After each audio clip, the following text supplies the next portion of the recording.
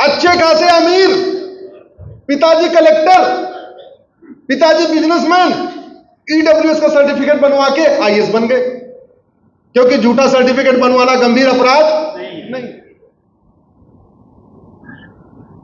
आप जरा इसको सोचिए, ये पवित्र भूमि है भगवान श्री राम की, ये पवित्र भूमि, जन्मभूमि है भगवान कृष्ण की। भगवान महावीर ने यहां जन्म लिया, गौतम बुद्ध जी ने यहां जन्म लिया, शंकराचार्य जी ने यहां जन्म लिया। सारे देवी देवता,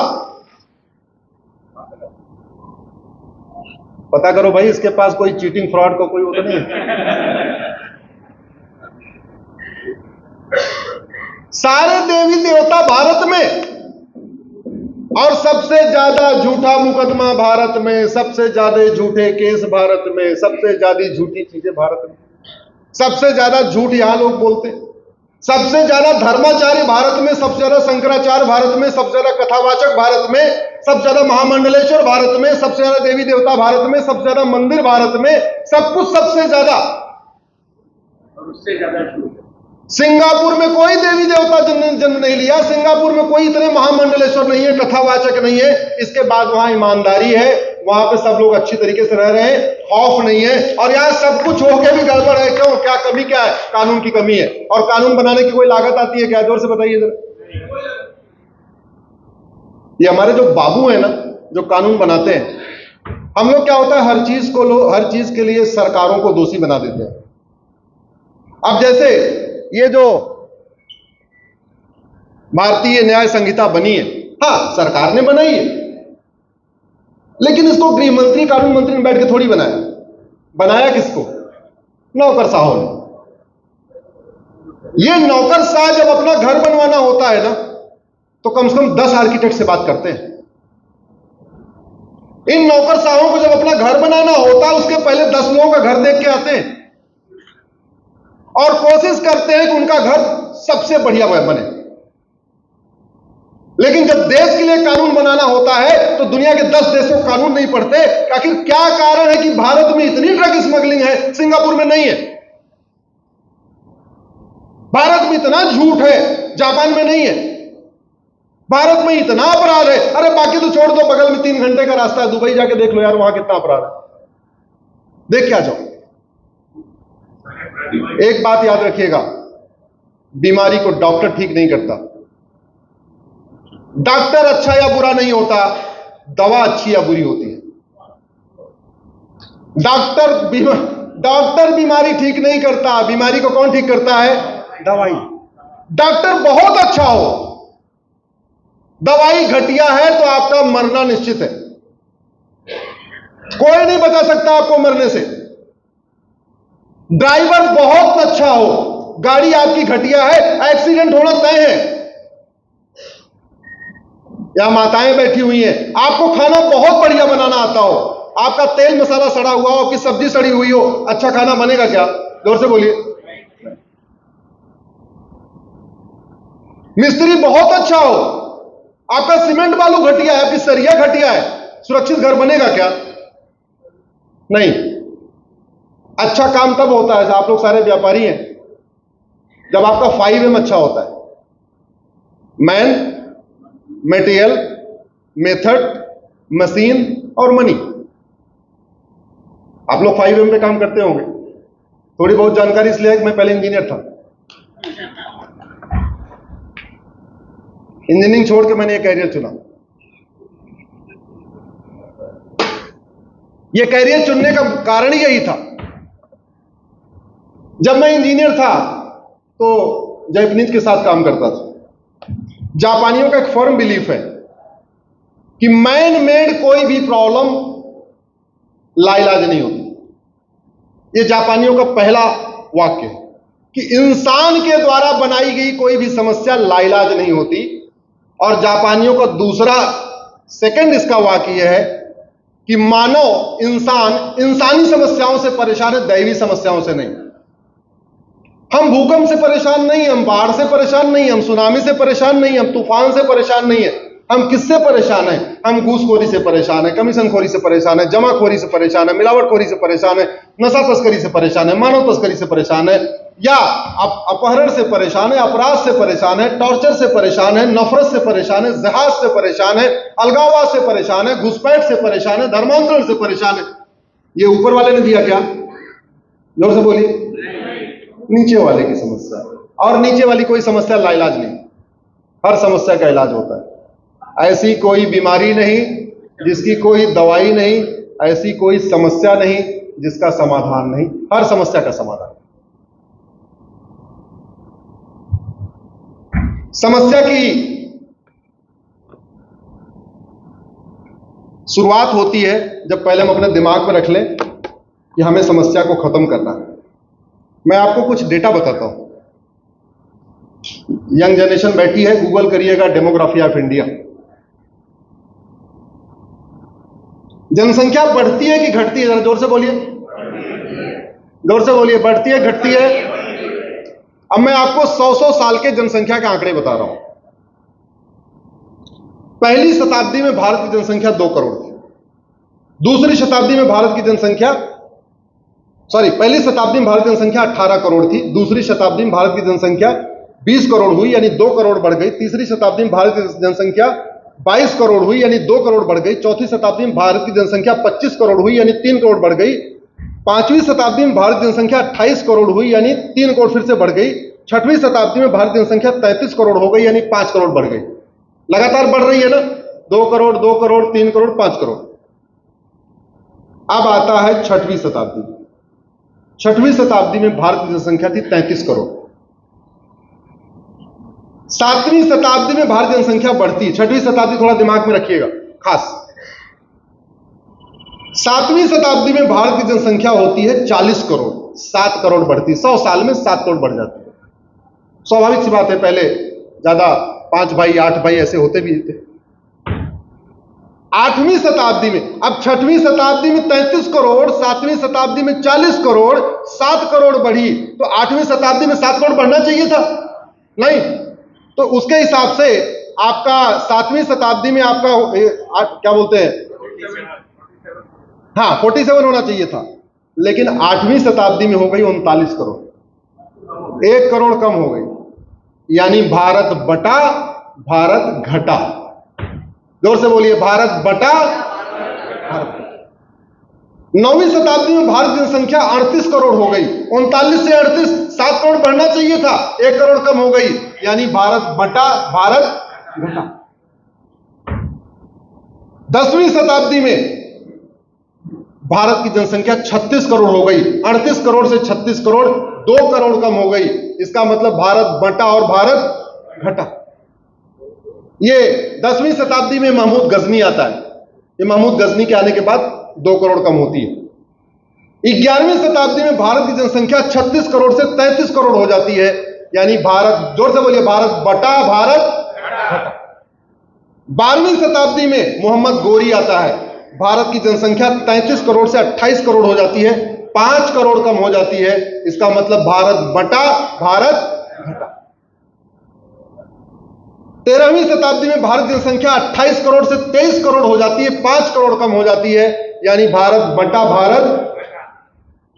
14वीं शताब्दी में 23 करोड़ से 18 करोड़ हो जाती है, 5 करोड़ कम हो जाती है। यानी भारत बटा, भारत। 15वीं शताब्दी में बाबर आता है।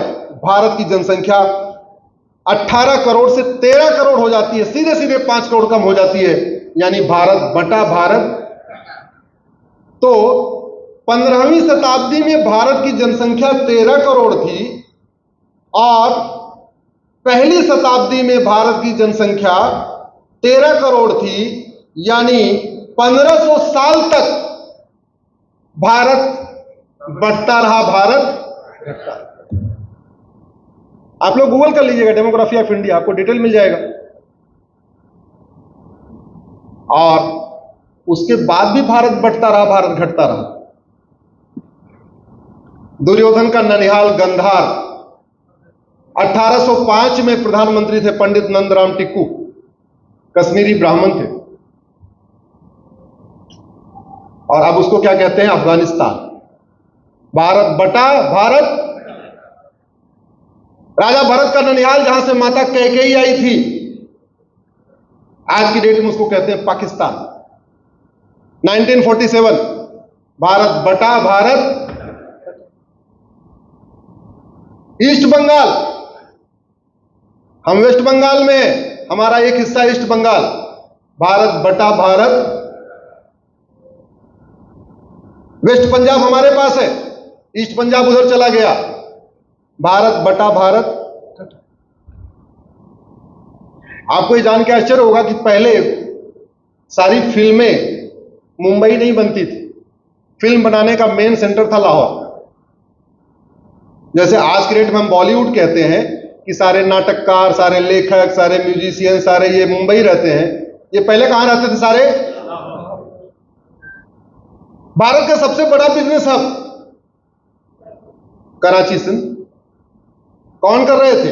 अग्रवाल समाज के लोग, माहेश्वरी समाज के लोग, वैश्य समाज के लोग, और बहुत सारे मारवाड़ी भी वहां गए थे। भाई पूरे भारत का बिजनेस दो ही लोग करते थे, सिंधी और मारवाड़ी। तीसरा और कौन करता था? आप कोई नाम बताइए मुझे, और पहले कोई करता हो? दो ही लोग करते, सिंधी और मारवाड़ी। और भारत बंटने और घटने का क्रम खत्म नहीं हुआ है। मेरी पीआईएल चल रही है सुप्रीम कोर्ट में, जिसमें मैंने एफिडेविट पे दिया है कि भारत के 9 राज्यों से हिंदू खत्म हो चुका है। 28 राज्य हैं, 8 केंद्र शासित प्रदेश हैं, टोटल हो गए 36। 36 में से 9 राज्यों में हिंदू खत्म हो चुके हैं। इसका मतलब 25% राज्य। भारत में 800 जिले हैं, 800 जिलों में से 200 जिलों की डेमोग्राफी कंप्लीटली बदल चुकी है। इसका मतलब 25% जिले। भारत में 6000 तहसीलें हैं, 6000 तहसीलों में से 1500 तहसीलों की डेमोग्राफी पूरी तरीके से बदल चुकी है। बहुत तेजी के साथ पलायन हो रहा है, लोग वहां अपना मकान सस्ते में बेच बाच के भाग रहे हैं 1500 तहसीलों में। इसका मतलब भारत घट रहा है। और बाकी तो छोड़िए, जैसे भारत में जनसंख्या जो सेंसस हुआ 2011 के बाद हुआ नहीं, लेकिन वोटिंग लिस्ट, वोटर लिस्ट हर चुनाव के पहले बनाई जाती है। भारत के किसी भी लोकसभा क्षेत्र की पुरानी 25 साल पुरानी वोटर लिस्ट और वर्तमान 2024 की वोटर लिस्ट निकाल लीजिए। मैं 1951 की वोटर लिस्ट नहीं कह रहा हूं, उसको निकालने में बहुत टाइम लगेगा। मैं कह रहा हूं 1999 की, यानी अब से 25 साल पुरानी और 2024 की वोटर लिस्ट को कंपेयर कर लीजिए। भारत के किसी भी लोकसभा की कंपेयर कर लीजिए। भारत के किसी भी विधानसभा की 1999 की वोटर लिस्ट 2024 की वोटर लिस्ट को कंपेयर कर लीजिए, और भारत के किसी भी गांव की, किसी भी वार्ड की 1999 की प्रधान वाली वोटर लिस्ट और पार्षद वाली वोटर लिस्ट और आज की कंपेयर कर लीजिए। आपको समझ में आ जाएगा भारत घट रहा है कि भारत बढ़ रहा है, कि भारत बढ़ रहा है। यह स्थिति बहुत खतरनाक है। इससे निपटने के लिए कई काम करने पड़ेंगे। और एक बात याद रखिएगा, जब अफगानिस्तान जो भारत का हिस्सा था वहां से हिंदू खत्म हुए, तो पॉलिटिकल पार्टियां खत्म नहीं हुई। पॉलिटिकल पार्टियां हैं, पॉलिटिशियन हैं। कौन नहीं है अब? हिंदू, जैन, बौद्ध, सिख। जब 47 में पाकिस्तान बना, वहां से पॉलिटिकल पार्टियां खत्म नहीं हुई, पॉलिटिकल पार्टियां हैं। खत्म कौन हुआ? हिंदू, जैन, बौद्ध, सिख। अगर यही हालत रही, ईस्ट बंगाल अगले 2 से 3 साल में खाली हो जाएगा। जो हम कह रहे हैं ना, हम 1.25 करोड़, 3 साल से ज्यादा नहीं लगेगा। 3 साल से ज्यादा नहीं लगेगा, ईस्ट बंगाल खाली हो जाएगा। पॉलिटिकल पार्टियां रहेंगी, पॉलिटिशियन रहेंगे, सब वहां रहेंगे। खत्म कौन होगा? हिंदू। खत्म कौन क्या होगा? मठ मंदिर। खत्म क्या होंगे? धर्माचार्य। खत्म कौन होगा? महामंडलेश्वर। खत्म कौन होंगे? कथावाचक। खत्म कौन होंगे? जगत गुरु। खत्म कौन होंगे? शंकराचार्य। खत्म कौन होगा? ब्राह्मण। खत्म कौन होगा? क्षत्रिय। खत्म कौन होगा? वैश्य। खत्म कौन होगा? दलित। और जब हिंदू खत्म होता है तो वास्तव में अगर कास्ट के हिसाब से देखें तो ब्राह्मण, क्षत्रिय और वैश्य तो 25% होता है। 75% कौन खत्म होता है? SC, ST, OBC। लेकिन दुर्भाग्य देखिए, हमारे देश के जातिवादी कीड़े जो सुबह से लेकर शाम तक SC ST के लिए बड़ा रोना रोते, पिछड़ी जातियों के रहनुमा बनते, वो बंगाल, ईस्ट बंगाल पे जो कुछ हो रहा है उस पर शांत है। क्यों शांत है? उनको पता है, अच्छे यार ये भारत के लोग तो ऐसे ही हैं, इनको तो कोई फर्क नहीं पड़ता, अपनी दुकान चलाते रहो ना, दुकान चलाते रहो। तभी गूगल करिएगा जोगेंद्रनाथ मंडल, अश्विनी उपाध्याय, एक मैंने आर्टिकल लिखा हुआ है उसके ऊपर। जैसे भारत के पहले कानून मंत्री डॉक्टर अंबेडकर थे, ऐसे पाकिस्तान के पहले कानून मंत्री जोगेंद्रनाथ मंडल थे। सत्ता के लिए उस व्यक्ति ने भारत के 3-4 जिलों को पाकिस्तान में मिलवा दिया, सत्ता की खातिर, जिन्ना के इशारे पे। असम का एक बड़ा हिस्सा उसने मिलवा दिया, बंगाल के एक बड़े हिस्से को उसने मिलवा दिया, और 6 महीने वो कानून मंत्री नहीं रह पाया, इस्तीफा देके भाग आया। 26 पेज का, दुनिया में इससे बड़ा कोई रेजिग्नेशन लेटर है ही नहीं है, 26 पेज का उसका रेजिग्नेशन लेटर है। जब सीए कानून बना तो उसके खिलाफ 236 PIL आई, सीए कानून को खत्म कराने के लिए। सीए कानून के समर्थन में केवल 1 PIL है। किसकी होगी आपको बताने की जरूरत नहीं, मेरी है। इस समय सुप्रीम कोर्ट में सीए कानून पे 237 PIL चल रही है, 237। 236 PIL सीए खत्म हो, 1 PIL सीए चलना चाहिए।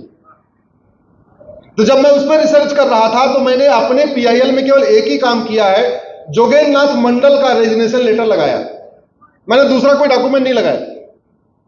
26 पेज के लेटर में जोगेंद्रनाथ मंडल, जो पाकिस्तान के कानून मंत्री हैं, अपना दर्द बयां कर रहे हैं। और वो वही दर्द है जो आज की डेट में अगर आपके पास बांग्लादेश का कोई वीडियो आया होगा तो आपने देखा होगा। आया कि नहीं आपके पास? वही दर्द लिख रहे हैं। सामूहिक बलात्कार हो रहा है, हत्याएं हो रही हैं, कलेक्टर मेरा फोन नहीं उठा रहा है, जोगेंद्रनाथ मंडल अपने चिट्ठी में लिख रहे हैं जिन्ना को, कलेक्टर मेरा फोन नहीं उठा रहा है, थानेदार मेरी बात नहीं सुन रहा है, तहसीलदार मेरी बात नहीं सुन रहा है, और सब कुछ नरसंहार हो रहा है। कानून मंत्री तो बन गए, उनके साथ तमगा लग गया, भूतपूर्व कानून मंत्री उसके बाद आ गए और वहां पे लोग खत्म हो गए। मैं इसलिए कह रहा हूं, अगर हमारे लिए, अगर आप ध्यान से देखें, सबसे जो बड़ा खतरा है वो हमारी मानसिकता है।